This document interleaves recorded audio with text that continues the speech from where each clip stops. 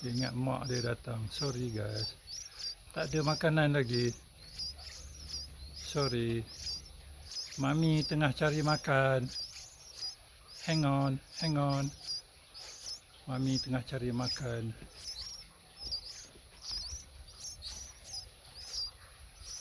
Dia ingat mak dia datang.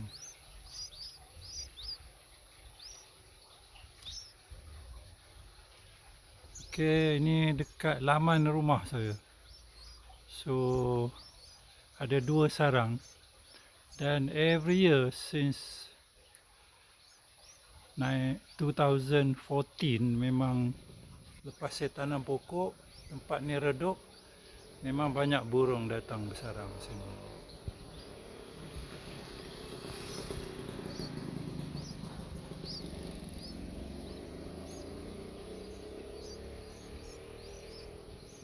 Okay guys, bye.